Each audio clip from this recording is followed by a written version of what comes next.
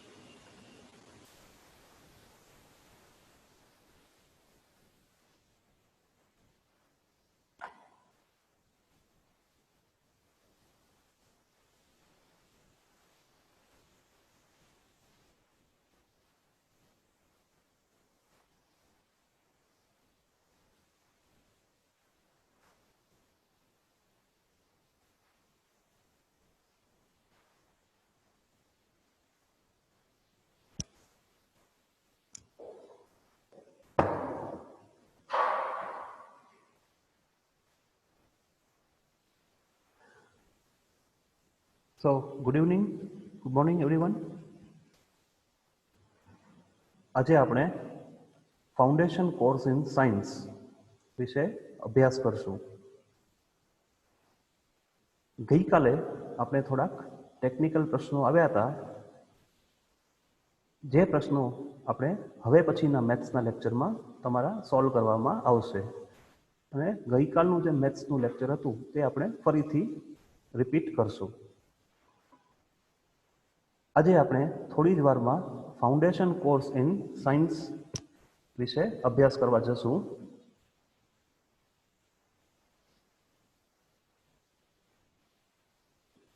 મારી બધા વિદ્યાર્થી મિત્રોને એક નમ્ર વિનંતી છે કે પોતાનો વિડીયો છે એ સ્ટોપ કરી દે.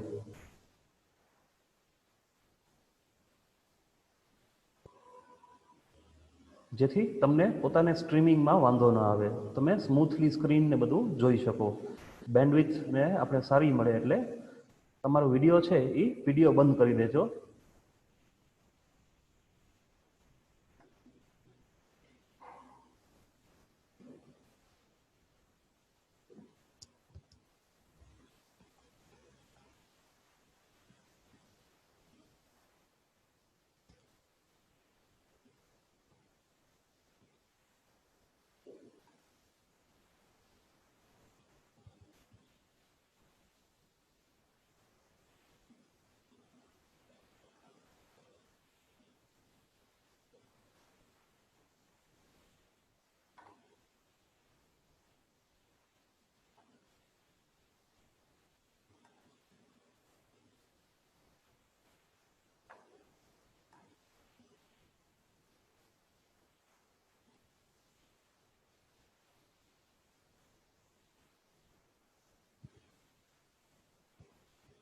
બીજી એક સૂચના તમને જણાવવી કે ટૂંક સમયમાં જ એડમિશનની પ્રક્રિયા આપણે શરૂ કરવા જઈ રહ્યા છીએ.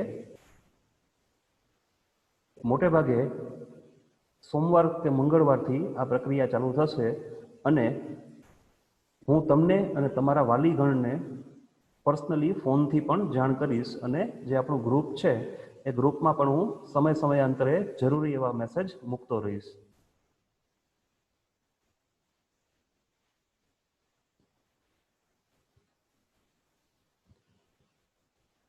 તો ચાલો હવે આપણે આજનું જે આપણો અભ્યાસક્રમ છે તેના તરફ જઈએ તો આપણે આજે સાયન્સ વિશેનો ફંડામેન્ટલ્સ આપણે સમજશું. હવે સાયન્સ તમે ધોરણ 5 થી 10 સુધી ભણી ગયા હશો, પરંતુ ખરેખર સાયન્સ એ શું વસ્તુ છે? એન્જિનિયરિંગ છે તો એન્જિનિયરિંગમાં સાયન્સનું શું કામ લાગે? શેના માટે એન્જિનિયરે સાયન્સના વિષયોનો અભ્યાસ કરવો જોઈએ તે આપણે આજે જોઈશું. અને જ્યાંથી ફિઝિક્સની શરૂઆત થાય છે તે એક ક્વોન્ટિટી, એક બહુ જ બેઝિક ક્વોન્ટિટી છે, તેનો આપણે અભ્યાસ કરશું, જેનું નામ છે બળ, એટલે કે force. Okay, so we will study some fundamentals about the science, why it is necessary for an engineering student to study the basic sciences, and we will begin with the very fundamental quantity, one of the very necessary quantity, which is force. હવે આપણે જોઈએ તો science એ શું વસ્તુ છે. સાયન્સની વ્યાખ્યા આપણે જોઈએ તો science is an objective self correcting method for gathering and organizing information about the natural world through repeated observations and experimentations. એટલે કે એક વસ્તુલક્ષી એક શાખા છે કે જે પોતાની જાતને સતત સુધારતી રહે છે. કારણ કે સાયન્સના જે સિદ્ધાંતો છે એ હંમેશા ક્યારેય સ્થિર રહ્યા નથી, એમાં થોડો ફેરફાર આવતો જ રહ્યો છે. જેમ કે આપણે બહુ જ એક બેઝિક વસ્તુ જોઈએ તો ગુરુત્વાકર્ષણ, ગ્રેવિટી. બરાબર, ગ્રેવિટી માટે શરૂઆતમાં ગેલિલિયોએ સિદ્ધાંત આપેલા, તે સિદ્ધાંતને વ્યવસ્થિત નિયમોના રૂપમાં આલ્બર્ટ આઇઝેક ન્યૂટને તેને પોતાના સિદ્ધાંતોમાં એને સામેલ કર્યા. પછી લગભગ 300 વર્ષ સુધી એના એ જ સિદ્ધાંતનો આપણે ઉપયોગ કરતા આવ્યા છીએ, ને જેમાં સર આલ્બર્ટ આઇન્સ્ટાઈન, કે જે મહાનતમ વૈજ્ઞાનિકમાંના એક છે, એમણે પોતાના સુધારા રજૂ કરેલા છે. જે ગુરુત્વાકર્ષણનો સિદ્ધાંત છે એમાં સુધારા રજૂ કર્યા છે. એનું મતલબ એવું નથી કે આઇઝેક ન્યૂટન કે ગેલિલિયો ખોટા હતા, પણ એમાં થોડું મોડિફિકેશન દરેક વૈજ્ઞાનિક એમાં કરતો રહ્યો છે. ત્યાર પછી આપણે જોઈએ છે કે આઇન્સ્ટાઈનના પણ અમુક સિદ્ધાંત છે, તેમાં ડૉક્ટર સ્ટીફન હોકિંગ્સ એણે પણ પોતાના સુધારા રજૂ કરેલા છે. એટલે સાયન્સ એ સતત બદલાતી જતી એક શાખા છે, જેમાં સમયાંતરે કંઈક ને કંઈક નવું ઉમેરાય, કંઈક વધારાનું ઉમેરાય, અને જે કંઈક ત્રુટિ હોય એ ત્રુટિને એમાં નિવારવામાં આવે. Okay, science is ever changing. The principles of science undergo constant modifications and upgradations. બરાબર, હવે તમે જે પણ આજુબાજુની વસ્તુ જુઓ એને તમારે વ્યવસ્થિત રીતે એને સમજવાની છે, જોવાની છે, જાણવાની છે. પછી તમે જે અવલોકનો કરો તેને વ્યવસ્થિત રીતે નોંધવાના છે. You have to observe everything keenly and note down your observations. પછી તમારે તેને ફરીથી પ્રયોગો દ્વારા સુધારવા પડે. You have to again change by you have to verify by your experimentations. અને પછી એના માટે એક મેથેમેટિકલ સિદ્ધાંત આવે. Then comes the mathematical theory or formulation. અને એને વારંવાર ચકાસવામાં આવે. It has to be વસ્તુ જ્યારે સંતોષ થાય ત્યારે આ તમારો જે સિદ્ધાંત છે એક થિયરી બને. બરાબર, એક માનેલો સિદ્ધાંત બને. સાયન્સ વિશે ટૂંકમાં આપણે વ્યાખ્યા જોઈએ તો science consists of observing the world by watching, listening, observing and recording. આપણે છેલ્લી વ્યાખ્યા જોઈ એનું જ બહુ શોર્ટ એન્ડ સ્વીટ એક ફોર્મ છે, એક ટૂંકાણમાં એનું સ્વરૂપ આપવામાં આવેલું છે કે તમારે આજુબાજુની વસ્તુને તમારે જોવી, સાંભળવી, એનો અભ્યાસ કરવો અને નોંધવું. રીતે કે એક ઘટના બની તો શા કારણે બની. આપણે એક પ્રખ્યાત એક્ઝામ્પલથી આપણે ફેમિલિયર છીએ કે સર આલ્બર્ટ આઇઝેક ન્યૂટન છે. આઇઝેક ન્યૂટનના માથા ઉપર સફરજન પડ્યું અને તેમણે ગુરુત્વાકર્ષણના સિદ્ધાંતની શોધ કરી. હવે ઘણા એને મજાકમાં એવું પણ કહે કે એપલ ન પડ્યું હોત તો આપણે ગુરુત્વાકર્ષણ ભણવામાંથી મુક્તિ મળી હોત. એવું કંઈ નથી. ગુરુત્વાકર્ષણ તો પહેલે પણ હતું અને હજી પણ રહેવાનું જ છે. પૃથ્વીનું ગુરુત્વાકર્ષણ છે એ જ્યારે આઇઝેક ન્યૂટન હતા એટલું ને એટલું આજે જ છે, પણ એના સિદ્ધાંત કદાચ ન્યૂટન નહીં તો બીજું કોઈ વૈજ્ઞાનિક એ સિદ્ધાંત આપણે આપી જ દેવાનું હતું. પણ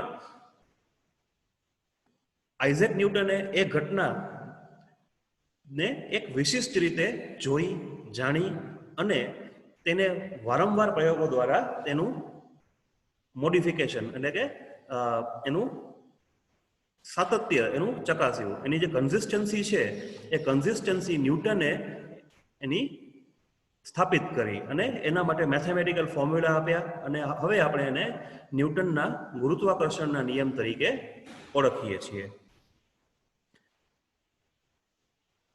હવે સાયન્સ છે તો એના વિવિધ ક્ષેત્રો છે. There are various disciplines of science such as physical sciences કે જે માં બેઝિક આવે છે એ ફિઝિક્સ છે,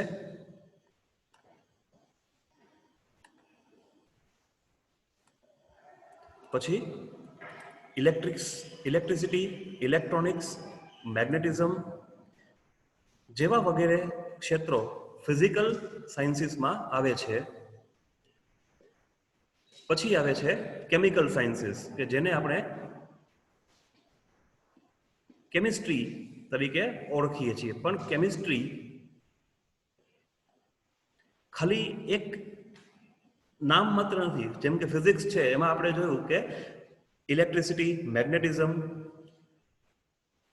okay students, can you hear me? જો તમે મને સાંભળી શકતા હો તો તમારા ચેટ બોક્સમાં યસ કે વાય ટાઈપ કરજો.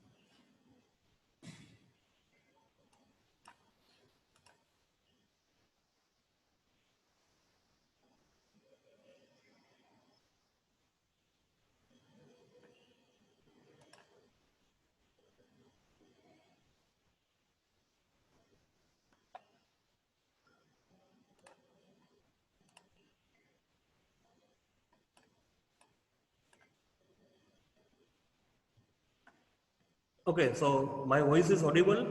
સંભળાય છે બધાને?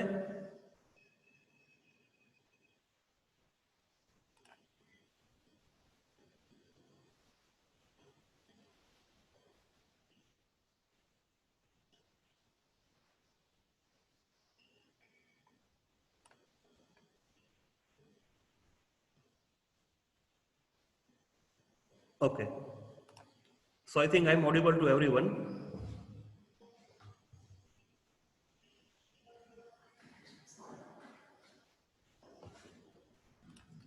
ફાઇન. સો હવે આપણે સાયન્સના અલગ અલગ ડિસિપ્લિનની વાત કરીએ તો છે ફિઝિકલ સાયન્સીસ, જેમાં આપણે જોયું કે ફિઝિક્સ તો મેઇન એક બ્રોડ સબ્જેક્ટ છે. એની અંદર આવે ઇલેક્ટ્રિસિટી, મેગ્નેટિઝમ, પછી થર્મોડાયનેમિક્સ આવે, મિકેનિક્સ આવે, વેવ્સ આવે, સાઉન્ડ્સ આવે, આ બધા ફિઝિક્સના લગતા અભ્યાસક્રમો છે. ઉપરાંત જીઓલોજી, ભૂસ્તરશાસ્ત્ર એ પણ ફિઝિક્સનું એક મહત્વનું ક્ષેત્ર છે. એસ્ટ્રોનોમી એ પણ ફિઝિકલ સાયન્સીસમાં જ આવે.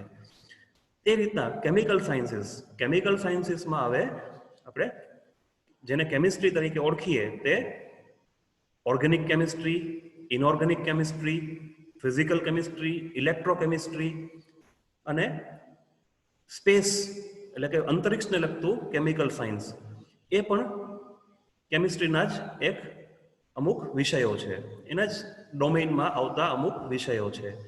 ત્યાર પછી બાયોલોજીકલ સાયન્સીસ એટલે કે આપણે જેને બાયોલોજી તરીકે ઓળખીએ છીએ, જીવ વિજ્ઞાન. તો એમાં આવે જીનેટિક્સ, પછી બાયોકેમિસ્ટ્રી, એસ્ટ્રોબાયોલોજી, આ બધાય બાયોલોજીકલ સાયન્સીસના હેઠળ આવે છે. પછી મેથેમેટિકલ સાયન્સીસ એટલે કે ગાણિતિક વિજ્ઞાન કે જેને આપણે મેથેમેટિક્સ તરીકે ઓળખીએ. અને મેથેમેટિક્સ પણ ખૂબ જ વિસ્તૃત શાખા છે કે જેની અંદર આપણે કેલ્ક્યુલસ આવે, વેક્ટર કેલ્ક્યુલસ આવે, જ્યોમેટ્રી આવે, આ બધા મેથેમેટિકલ સાયન્સીસ ને અંદર આવતા વિષયો છે.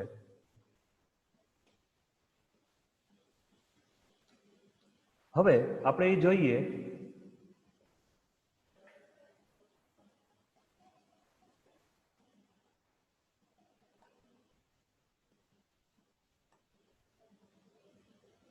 કે સાયન્સ એ એન્જિનિયરિંગ સ્ટુડન્ટ્સ માટે શા માટે જરૂરી છે. Why science is important to engineering students.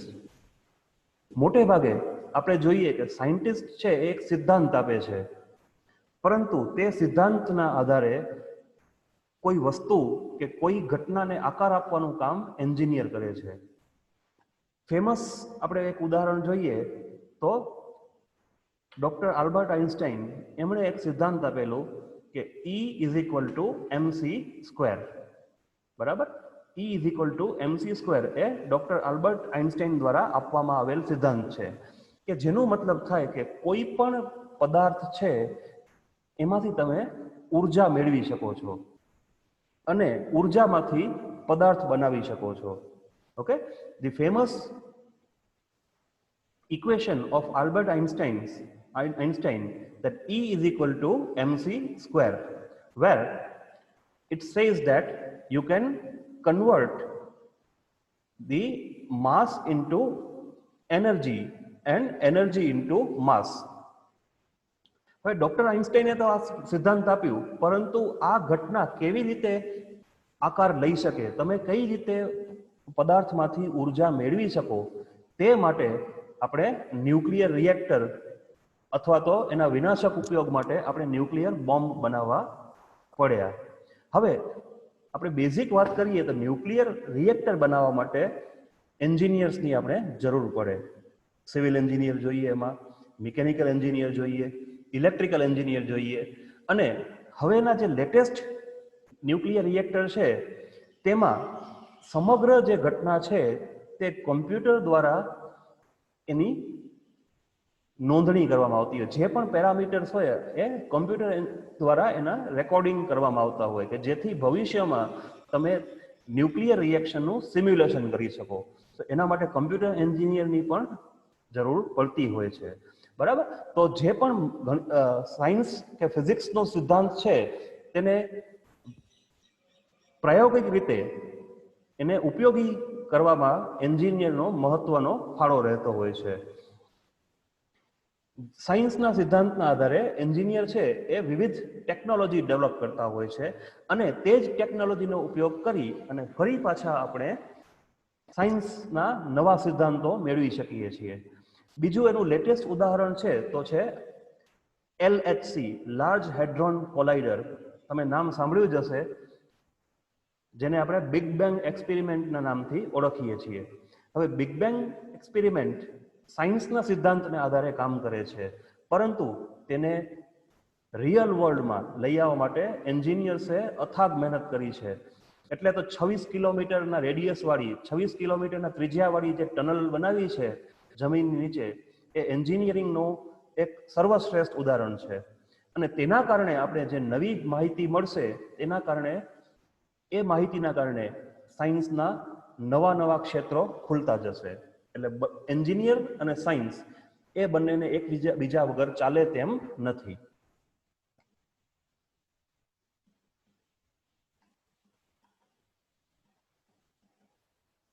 સો હવે આપણે સાયન્સ વિશે થોડું જાણીએ. સૌથી ફંડામેન્ટલ ક્વોન્ટિટી જે ફિઝિક્સમાં આવે છે તે છે ફોર્સ, એટલે કે બળ. હવે બળ આપણે ખબર છે કે પુશ અને પુલ, એટલે કે ધક્કો મારવું અને ખેંચવું, તેને આપણે ફોર્સ કહીએ. તમે કોઈ ટેબલને ખસેડતા હો તો તેના માટે તમારે ધક્કો મારવું પડે. તમે કૂવામાંથી પાણી ખેંચો એના માટે આપણે પુલ, એટલે કે ખેંચવું પડે. તો આ ફોર્સના બેઝિક આપણે ઉદાહરણ જોઈએ. હવે આપણે ફોર્સની વ્યાખ્યા જોઈએ તો ફોર્સ એ શું વસ્તુ છે, બળ શું વસ્તુ છે, વોટ ઇઝ ફોર્સ? તો force is an agency which makes the change in the speed, direction or shape of the object. બળ એ એવી રાશિ છે કે જે કોઈ પણ વસ્તુના વેગ કે ઝડપ, પછી તેની દિશા અથવા તેના આકારમાં ફેરફાર કરે. સપોઝ કોઈ એક ગાડી સ્થિર પડી છે તો તે ગાડીને તમારે જો વેગમાં લઈ આવવું હોય, તમે સ્પીડમાં લઈ આવવું હોય, તેને ચલાવવી હોય તો ફોર્સ લગાવવું પડે. અથવા બીજી રીતે જોઈએ તો કોઈ ચાલતી ગાડી છે, ચાલતી કાર છે, એને તમારે અટકાવવી હોય, એટલે કે એની સ્પીડ ઘટાડવી હોય કે ઊભી રાખવી હોય તો પણ તમારે બળ લગાડવું પડશે. ઓકે, તો force changes the speed of the object, એટલે કે બળ છે તે પદાર્થના વેગમાં કે ઝડપમાં ફેરફાર કરી શકે છે. પછી આપણે જોઈએ તો ફોર્સ ચેન્જીસ ધી ડાયરેક્શન. અહીં આપણે જોઈએ છીએ કે એક બોલ છે, એ બોલ જમીન ઉપર પછડાય છે અને તેની દિશા બદલે છે. કારણ કે અહીં જમીન છે એ જમીન બોલ ઉપર એક બળ લગાડશે. બરાબર? જેટલું બળ બોલ જમીન ઉપર લગાડશે એટલું જ બળ જમીન છે એ બોલ પર લગાડશે, જે આપણે આગળ ન્યૂટનના નિયમમાં આપણે અભ્યાસ કરશું. તો અહીં આપણે જોયું કે બળ લાગવાથી પદાર્થની દિશા બદલી. Here the force which is being applied on the ball by the ground changes its direction. So force changes the direction of the object. બળ છે એ પદાર્થની દિશા બદલી શકે છે. પછી ફોર્સ ચેન્જીસ ધી શેપ. હવે ધનુષ છે, હવે ધનુષમાં તમે તીર લગાડી અને એની જે સ્ટ્રિંગ છે, એની દોરી છે એ ખેંચો તો દોરીનો આકાર બદલાય અને ધનુષનો પોતાનો પણ આકાર બદલાય છે. સો ધારો કે તમે કોઈ બલૂન છે, ફુગ્ગો છે, એને પણ દબાવો તો તેના આકારમાં પણ ફેરફાર થતું જોવા મળે. તો ફોર્સ ચેન્જીસ ધી શેપ, એટલે કે બળ એ વસ્તુનું આકાર પણ બદલી શકે છે. હવે વિવિધ પ્રકારના બળ જોઈએ તો બેઝિકલી આપણે બળને બે વિભાગમાં વહેંચીએ છીએ, નોન કોન્ટેક્ટ ફોર્સ અને કોન્ટેક્ટ ફોર્સ. કે એવા બળ કે જેના માટે કોઈ પણ સંપર્કની જરૂર પડતી નથી તેને નોન કોન્ટેક્ટ ફોર્સ કહેવાય. અને એવા બળો કે જેના માટે આપણે સંપર્કની, એટલે કે જે બે પદાર્થો વચ્ચે બળ લાગતું હોય તે બંનેના સંપર્કની જરૂર પડે એને કહેવાય છે કોન્ટેક્ટ ફોર્સ. ધારો કે આપણી પાસે એક ટેબલ છે અને ટેબલને તમારે ખસેડવું છે, તો તમારે જઈને ટેબલને અડી અને ધક્કો મારવો પડશે. એટલે તમારા અને ટેબલ બંને વચ્ચે એક સંપર્ક રહેશે તો જ એ બળ લાગશે, નહીં તો તે બળ લાગી શકશે નહીં. બરાબર? તમે ખાલી હાથ આમ કરશો તો એનાથી કાર કંઈ આગળ વધી જવાની નથી. બીજું નોન કોન્ટેક્ટ ફોર્સ, કે તે પ્રકારના બળ માટે જેમાં સંપર્કની જરૂર નથી તેવા બળ માટે બે પદાર્થ વચ્ચે કોઈ પણ જાતના સંપર્કની આવશ્યકતા રહેતી નથી. જેમાં પહેલું છે ગ્રેવિટેશનલ ફોર્સ એટલે કે ગુરુત્વાકર્ષી બળ. ગ્રેવિટેશનલ ફોર્સ એટલે કે આપણે પૃથ્વી છે એ કોઈ પણ પદાર્થને તમે હવામાં ઉછાળો તો તે પૃથ્વી તેને પોતા તરફ આકર્ષિત કરે છે. તો તમે જ્યારે વસ્તુ ઉપર ઉછાળશો તો પૃથ્વી અને પદાર્થ વચ્ચે કોઈ સંપર્ક રહેતો નથી. Okay, there will be no contact between the object which you have thrown in the air and the earth. છતાં પણ ધરતી એને પૃથ્વી એને પોતા સાઈડ ખેંચશે. પછી આવે છે ઇલેક્ટ્રોમેગ્નેટિક ફોર્સ એટલે કે વિદ્યુત ચુંબકીય બળ.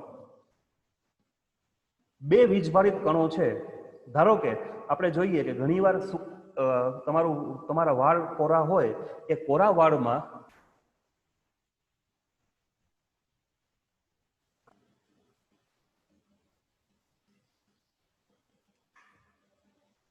બરાબર તમારા વાળ students please no annotations on the board.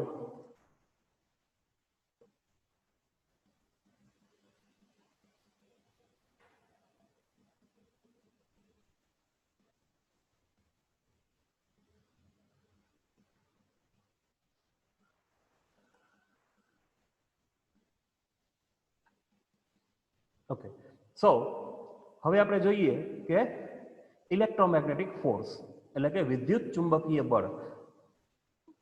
તમે તમારા કોરા વાળમાં જો કાંસકો ફેરવો બરાબર તો તે કાંસકો વીજભારિત થઈ જાય એટલે કે ચાર્જ થઈ જાય. ધ કોમ્બ ગેટ્સ ચાર્જ અને તેનાથી તમે પેપરના પીસીસ અટ્રેક્ટ કરી શકો, એનાથી કાગળના ટુકડા તમે આકર્ષિત કરી શકો છો. તો તે બંને વચ્ચે પણ કોઈ સંપર્કની આવશ્યકતા રહેતી નથી. Here no contact is required. એ જ રીતે મેગ્નેટિક ફોર્સ, જ્યારે કોઈ મેગ્નેટ છે, ચુંબક છે, એ લોખંડના ભૂકાને આકર્ષે અથવા કોઈ ટાંચણીને આકર્ષે તો શરૂઆતમાં તે બંને વચ્ચે કોઈ પણ સંપર્કની આવશ્યકતા રહેતી નથી. ઓકે, તો આ પ્રકારના જે બળો છે તે છે નોન કોન્ટેક્ટ ફોર્સ. એ જ રીતે ન્યુક્લિયર ફોર્સિસ આવે છે કે જે અણુ અને પરમાણુના ન્યુક્લિયસની અંદર તે આકાર લેતા હોય છે. એનું અસ્તિત્વ ન્યુક્લિયસ એટલે કે કોઈ પરમાણુના કેન્દ્રમાં સીમિત હોય છે. Okay, there are limited to the nucleus of the atom. બરાબર, જે બહુ ઊંડાણવાળી વસ્તુ છે અને આપણે અહીંયા ફાઉન્ડેશન કોર્સમાં એ આપણા કવરેજની બહાર છે એટલે આપણે અત્યારે ન્યુક્લિયર ફોર્સને સ્પર્શીશું નહીં. પછી કોન્ટેક્ટ ફોર્સ વિશે આપણે વાત કરી. પુશ અને પુલ, કોઈ વસ્તુને તમે ધક્કો મારો કે ખેંચો. એ જ રીતે જે પુશ છે, ધક્કો મારવા વાળા ફોર્સ, એ છે ફ્રિક્શન એટલે કે ઘર્ષણ. જે તમે રસ્તામાં ચાલો છો તો તમારા પગ કે ચપ્પલ અને જમીન એ બંને વચ્ચે એક ઘર્ષણ બળ લાગતું હોય છે કે જે આપણે સ્થિર રાખવામાં પણ મદદ કરે છે. તો આ પણ એક જાતનું કોન્ટેક્ટ ફોર્સ એટલે કે સંપર્કી બળ છે. Than there is normal force. Normal force એટલે કે લંબ બળ. ધારો કે આપણે ટેબલ ઉપર કોઈ વસ્તુ રાખેલી છે તો એ વસ્તુ ઉપર જે વસ્તુ ટેબલ ઉપર જેટલું બળ લગાડશે એટલું ને એટલું બળ ટેબલ છે એ વસ્તુ ઉપર લગાડશે. એને નોર્મલ ફોર્સ કહેવાય. બરાબર, તો આ બળના મુખ્ય પ્રકારો છે. હવે આપણે ન્યૂટનના ગતિના નિયમોનો અભ્યાસ કરીએ. Now we'll study the laws of motion. ન્યૂટનનો પ્રથમ નિયમ એવું કહે છે કે object at rest will remain at rest unless and until act by the unbalanced force. એટલે જ્યાં સુધી કોઈ સ્થિર પદાર્થ પર બાહ્ય બળ ન લાગે ત્યાં સુધી તે પદાર્થ સ્થિર રહે છે. એટલે કે આ એક બોલ છે ફૂટબોલ, એ જમીન ઉપર સ્થિર રહેશે. જ્યાં સુધી કોઈ એના ઉપર બળ લગાડી અને કિક નહીં મારે ત્યાં સુધી એ બોલ સ્થિર જ રહેશે. હવે બીજો એક બોલ છે એ મોશનમાં છે. The ball is in motion એટલે કે આ દડો છે એ ગતિમાન છે. અને અહીં આપણે જોઈએ છે કે એક નેટ, જે ગોલ પોસ્ટની નેટ છે એ બોલને રોકે છે. બરાબર, તો જ્યાં સુધી આ નેટ છે એ બોલ ઉપર બળ નહીં લગાડે ત્યાં સુધી એ દડો સ્થિર થવાનું નથી, એ ગતિ પોતાની ચાલુ રાખશે. ઓકે, સો આ ન્યૂટનની ગતિનો પહેલો નિયમ. પછી જે બીજો નિયમ છે એ બીજો નિયમ બળનું મૂલ્ય આપશે. એટલે કે બળ તમે કઈ રીતે માપી શકો, કઈ રીતે ગણી શકો, તો F = m × a, કે પદાર્થનું દળ, the mass of the object into acceleration, તેમાં ઉત્પન્ન થતો પ્રવેગ. હવે તમે એક ટ્રોલી છે એ ટ્રોલીને ખેંચો છો, એમાં ઓછું દળ છે. હવે એટલા જ પ્રવેગથી તમારે એ ટ્રોલીને ખેંચવી હોય, પણ એમાં હવે ત્યાં વધારે દળ રહેલું છે, તો તમારે વધારે બળ લગાડવું પડશે. તો આ ન્યૂટનનો બીજો નિયમ આપણે જોઈ ગયા. હવે બળનું એકમ એ છે કિલોગ્રામ × મીટર પ્રતિ સેકન્ડ સ્ક્વેર, કારણ કે એમ દળનું એકમ છે કિલોગ્રામ અને પ્રવેગનો છે મીટર પ્રતિ સેકન્ડ સ્ક્વેર, કે જેને આપણે ન્યૂટન તરીકે પણ જાણીએ છીએ. તો 1 કિલોગ્રામ × 1 મીટર પ્રતિ સેકન્ડ સ્ક્વેર એટલે 1 ન્યૂટન. બરાબર. હવે આ બીજા નાના યુનિટ છે ડાઇન, એટલે કે ગ્રામ × સેન્ટીમીટર પ્રતિ સેકન્ડ સ્ક્વેર, અને તેનું કન્વર્ઝન આપેલું છે, જે તમે સ્કૂલમાં ભણી પણ ગયા છો, અને જ્યારે આપણે વ્યવસ્થિત અભ્યાસ ચાલુ કરશું એમાં તમે વિશેષ ભણી જશો. ત્રીજો નિયમ એ સૌથી પ્રખ્યાત નિયમ છે, action and reaction are equal and opposite, કે બળ અને પ્રતિબળ સરખા અને વિરુદ્ધ દિશામાં હોય છે. જેટલો ધક્કો રોકેટ દ્વારા નીચેની દિશામાં લાગશે એના એક્ઝોસ્ટ ગેસીસ દ્વારા, એટલો જ ધક્કો એ ગેસીસ દ્વારા રોકેટ ઉપર લાગશે. બરાબર. તો આપણે આજે બળ વિશે થોડીક ચર્ચા કરી. હવે સોમવારના લેક્ચર માટેની જે લિંક્સ છે એ તમે સોમવારના તમને 11:30 વાગે તમને મળી જશે. સોમવારે આપણે જે મેથ્સમાં જે થોડીક ટેકનિકલ ડિફિકલ્ટીઝ આવી હતી, એ ટેકનિકલ ડિફિકલ્ટીઝ આપણે ત્યારે રિઝોલ્વ કરી લેશું, અને ત્યારે તમને બધા કન્સેપ્ટ તમારા ક્લિયર થઈ જશે. બરાબર. અને હવે ટૂંકમાં જ એડમિશનની પ્રક્રિયા શરૂ થવા જઈ રહી છે, તો આપણે હવે તમને ફોન દ્વારા એની માહિતી મળી જશે. ઓકે, તો આજે આપણે મીટિંગ અહીં જ એન્ડ કરીએ છીએ. Thank you very much for joining.